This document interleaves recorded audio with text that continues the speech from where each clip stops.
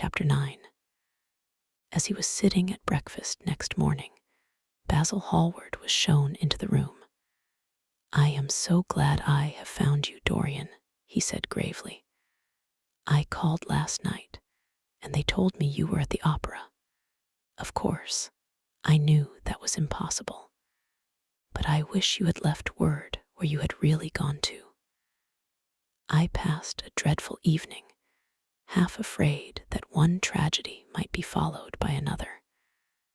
I think you might have telegraphed for me when you heard of it first. I read of it quite by chance in a late edition of the Globe that I picked up at the club. I came here at once and was miserable at not finding you. I can't tell you how heartbroken I am about the whole thing. I know what you must suffer, but where were you? Did you go down and see the girl's mother?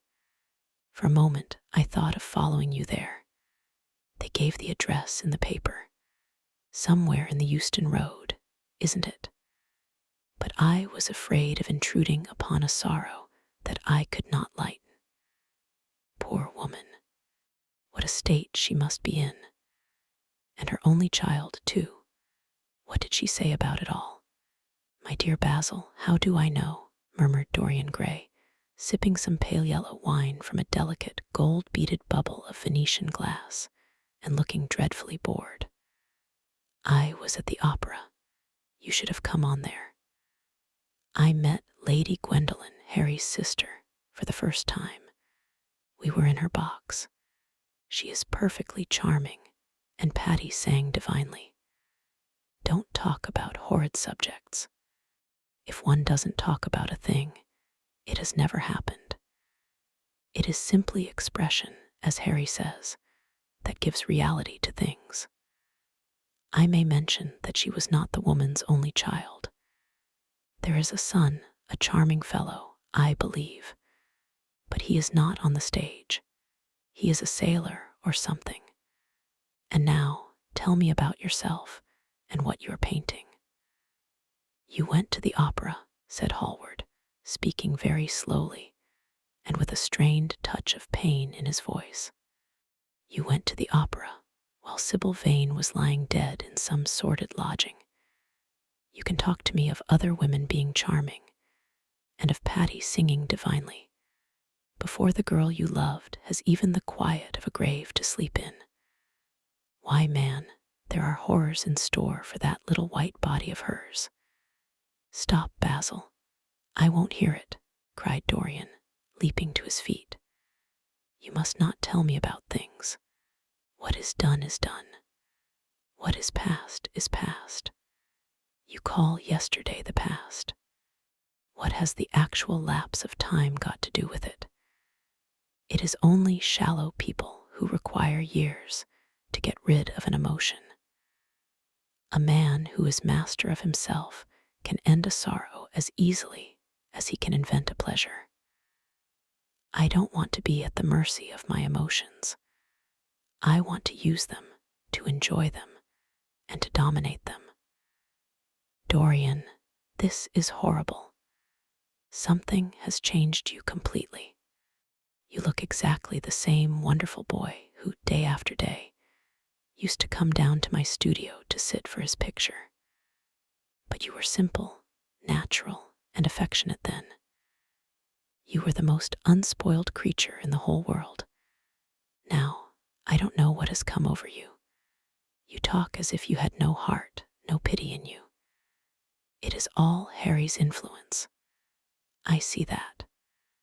The lad flushed up and, going to the window, looked out for a few moments on the green, flickering, sun-lashed garden.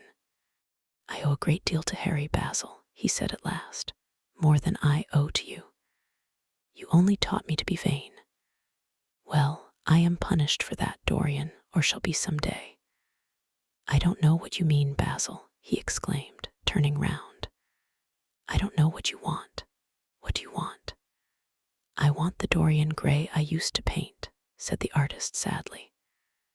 "Basil," said the lad, going over to him and putting his hand on his shoulder, "you have come too late. Yesterday, when I heard that Sybil Vane had killed herself. Killed herself? Good heavens! Is there no doubt about that? Cried Hallward, looking up at him with an expression of horror. My dear Basil, surely you don't think it was a vulgar accident? Of course she killed herself. The elder man buried his face in his hands. How fearful, he muttered, and a shudder ran through him. No, said Dorian Gray, there is nothing fearful about it. It is one of the great romantic tragedies of the age. As a rule, people who act lead the most commonplace lives. They are good husbands, or faithful wives, or something tedious. You know what I mean, middle-class virtue and all that kind of thing. How different Sybil was. She lived her finest tragedy. She was always a heroine. The last night she played, the night you saw her, she acted badly because she had known the reality of love. When she knew its unreality, she died, as Juliet might have died. She passed again into the sphere of art. There is something of the martyr about her. Her death has all the pathetic uselessness of martyrdom, all its wasted beauty. But as I was saying, you must not think I have not suffered.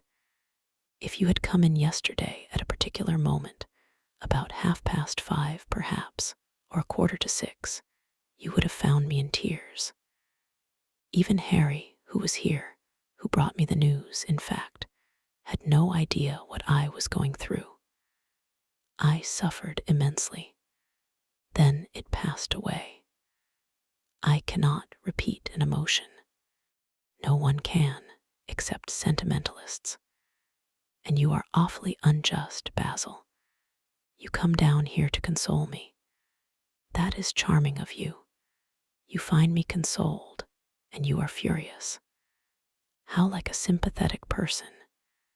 You remind me of a story Harry told me about a certain philanthropist who spent 20 years of his life in trying to get some grievance redressed, or some unjust law altered. I forget exactly what it was.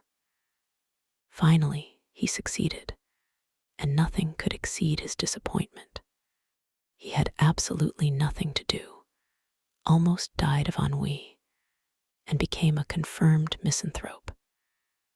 And besides, my dear old Basil, if you really want to console me, teach me rather to forget what has happened, or to see it from a proper artistic point of view. Was it not Gaudier who used to write about La Consolation des Arts? I remember picking up a little vellum-covered book in your studio one day, and chancing on that delightful phrase. Well, I am not like that young man you told me of when we were down at Marlow together. The young man who used to say that yellow satin could console one for all the miseries of life. I love beautiful things that one can touch and handle. Old brocades, green bronzes, lacquerwork, carved ivories, exquisite surroundings, luxury, pomp. There is much to be got from all these. But the artistic temperament that they create, or at any rate reveal, is still more to me. To become the spectator of one's own life, as Harry says, is to escape the suffering of life. I know you are surprised at my talking to you like this. You have not realized how I have developed. I was a schoolboy when you knew me. I am a man now. I have new passions, new thoughts, new ideas. I am different, but you must not like me less. I am changed, but you must always be my friend. Of course, I am very fond of Harry, but I know that you are better than he is. You are not stronger, you are too much afraid of life, but you are better. And how happy we used to be together. Don't leave me, Basil, and don't quarrel with me. I am what I am. There is nothing more to be said. The painter felt strangely moved. The lad was infinitely dear to him, and his personality had been the great turning point in his art. He could not bear the idea of reproaching him any more. After all, his indifference was probably merely a mood that would pass away. There was so much in him that was good, so much in him that was noble. "Well, Dorian," he said at length, with a sad smile, "I won't speak to you again about this horrible thing after today. I only trust your name won't be mentioned in connection with it. The inquest is to take place this afternoon. Have they summoned you?" Dorian shook his head, and a look of annoyance passed over his face at the mention of the word inquest. There was something so crude and vulgar about everything of the kind. "They don't know my name," he answered. "But surely she did. Only my Christian name, and that I am quite sure she never mentioned to anyone. She told me once that they were all rather curious to learn who I was, and that she invariably told them my name was Prince Charming. It was pretty of her. You must do me a drawing of Sybil, Basil. I should like to have something more of her than the memory of a few kisses and some broken, pathetic words. I will try and do something, Dorian, if it would please you. But you must come and sit to me yourself again. I can't get on without you. I can never sit to you again, Basil. It is impossible," he exclaimed, starting back. The painter stared at him. "My dear boy, what nonsense," he cried. "Do you mean to say you don't like what I did of you? Where is it? Why have you pulled the screen in front of it? Let me look at it. It is the best thing I have ever done. Do take the screen away, Dorian. It is simply disgraceful of your servant hiding my work like that." I felt the room looked different as I came in. "My servant has nothing to do with it, Basil. You don't imagine I let him arrange my room for me. He settles my flowers for me sometimes, that is all. No, I did it myself. The light was too strong on the portrait." "Too strong? Surely not, my dear fellow. It is an admirable place for it. Let me see it." And Hallward walked towards the corner of the room. A cry of terror broke from Dorian Gray's lips, and he rushed between the painter and the screen. "Basil," he said, looking very pale, "you must not look at it. I don't wish you to. Not look at my own work. You are not serious." "Why shouldn't I look at it?" exclaimed Hallward, laughing. "If you try to look at it, Basil, on my word of honor I will never speak to you again as long as I live. I am quite serious. I don't offer any explanation, and you are not to ask for any. But remember, if you touch this screen, everything is over between us." Hallward was thunderstruck. He looked at Dorian Gray in absolute amazement. He had never seen him like this before. The lad was actually pallid with rage. His hands were clenched, and the pupils of his eyes were like discs of blue fire. He was trembling all over. "Dorian, don't speak. But what is the matter?" "Of course I won't look at it if you don't want me to," he said, rather coldly, turning on his heel and going over towards the window. "But really, it seems rather absurd that I shouldn't see my own work, especially as I am going to exhibit it in Paris in the autumn. I shall probably have to give it another coat of varnish before that, so I must see it some day, and why not today?" "To exhibit it? You want to exhibit it?"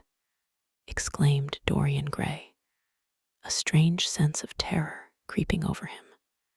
Was the world going to be shown his secret? Were people to gape at the mystery of his life? That was impossible. Something, he did not know what, had to be done at once. "Yes, I don't suppose you will object to that. George's Petty is going to collect all my best pictures for a special exhibition in the Rue d'Assise, which will open the first week in October. The portrait will only be away a month. I should think you could easily spare it for that time. In fact, you are sure to be out of town, and if you keep it always behind a screen, you can't care much about it. Dorian Gray passed his hand over his forehead. There were beads of perspiration there. He felt that he was on the brink of a horrible danger. "You told me a month ago that you would never exhibit it," he cried. "Why have you changed your mind? You people who go in for being consistent have just as many moods as others have. The only difference is that your moods are rather meaningless. You can't have forgotten that you assured me most solemnly that nothing in the world would induce you to send it to any exhibition. You told Harry exactly the same thing." He stopped suddenly, and a gleam of light came into his eyes. He remembered that Lord Henry had said to him once, half seriously and half in jest, "If you want to have a strange quarter of an hour, get Basil to tell you why he won't exhibit your picture." He told me why he wouldn't, and it was a revelation to me. Yes, perhaps Basil, too, had his secret. He would ask him and try. "Basil," he said, coming over quite close and looking him straight in the face, "we have each of us a secret. Let me know yours, and I shall tell you mine. What was your reason for refusing to exhibit my picture?" The painter shuddered in spite of himself. "Dorian, if I told you, you might like me less than you do, and you would certainly laugh at me. I could not bear your doing either of those two things. If you wish me never to look at your picture again, I am content. I have always you to look at. If you wish the best work I have ever done to be hidden from the world, I am satisfied. Your friendship is dearer to me than any fame or reputation." "No, Basil, you must tell me," insisted Dorian Gray. "I think I have a right to know."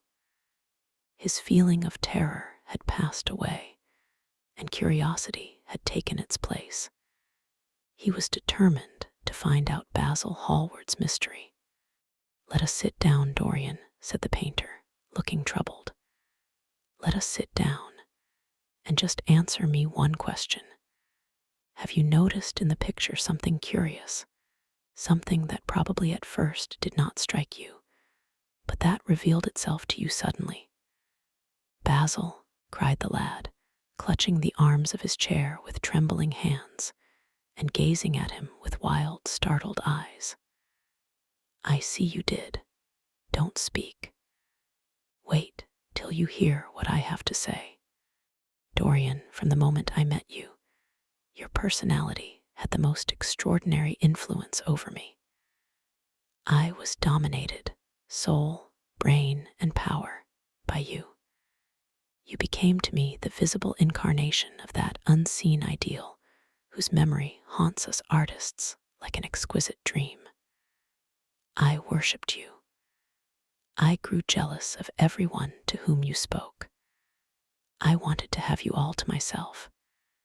I was only happy when I was with you.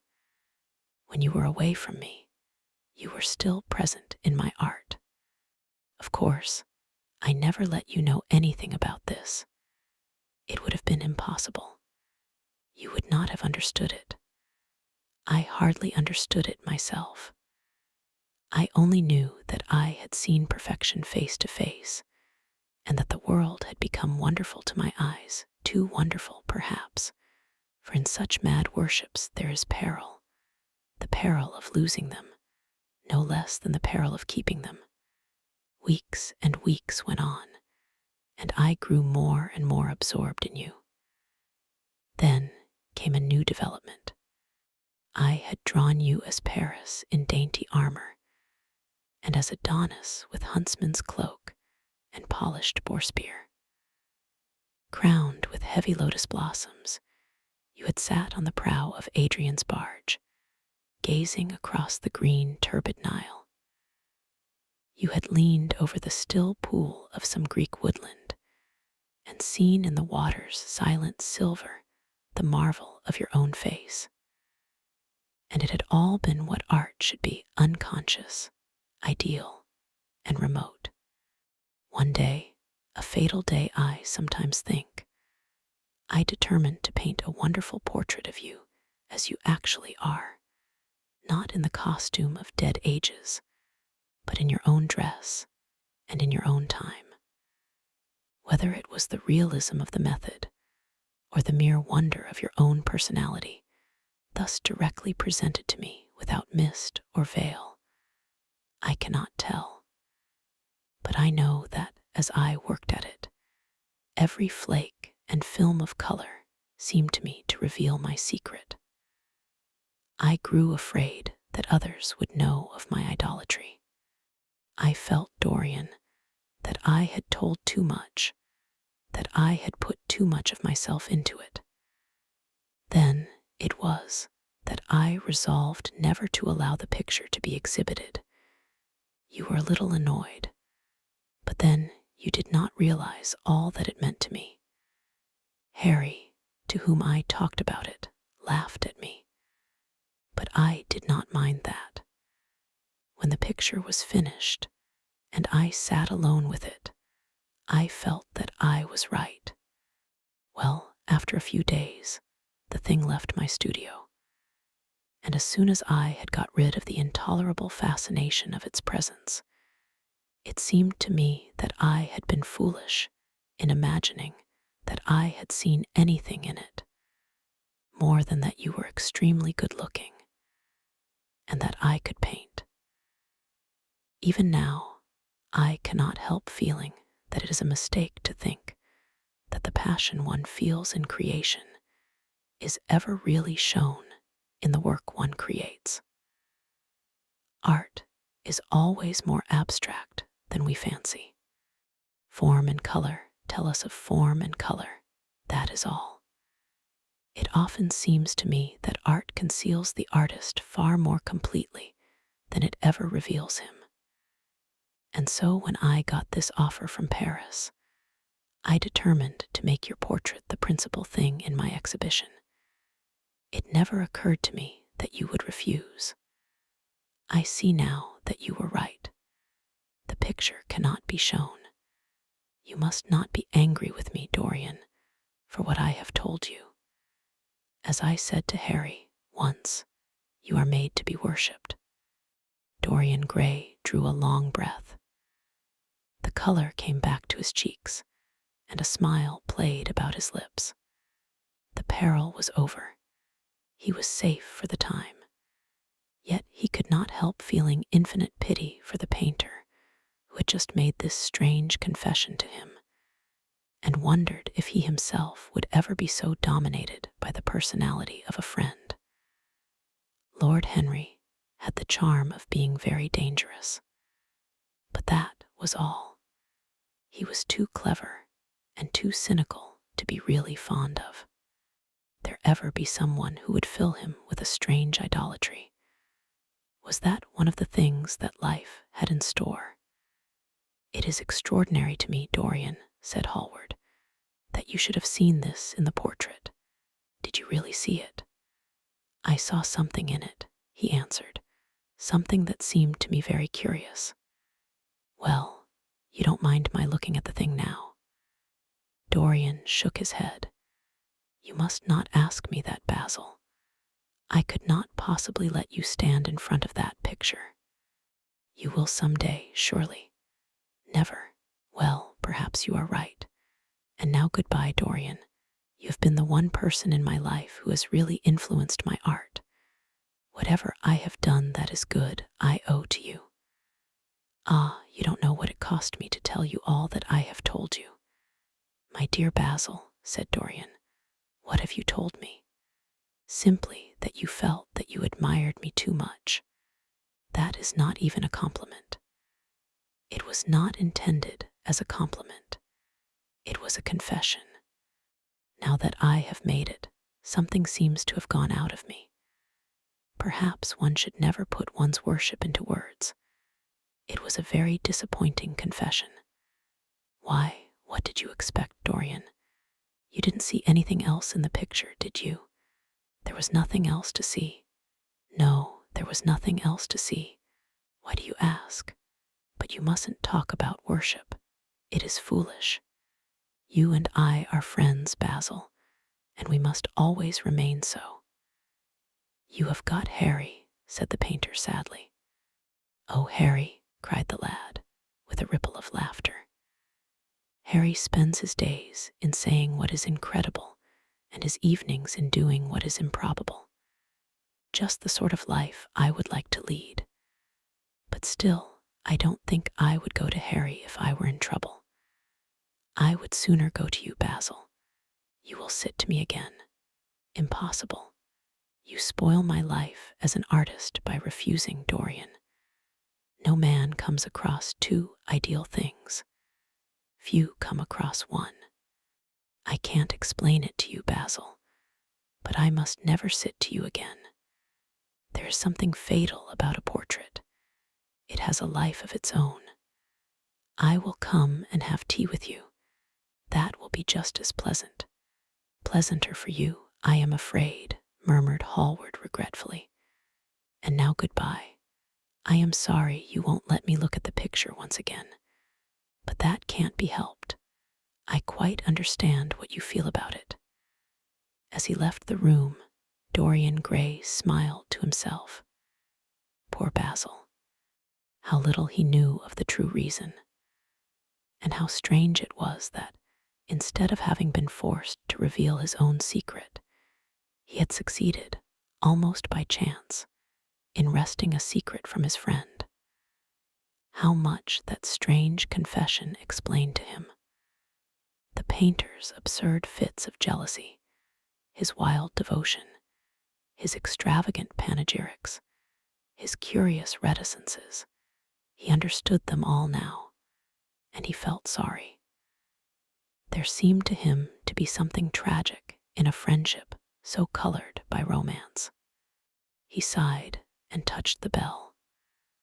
The portrait must be hidden away at all costs. He could not run such a risk of discovery again. It had been mad of him to have allowed the thing to remain, even for an hour, in a room to which any of his friends had access.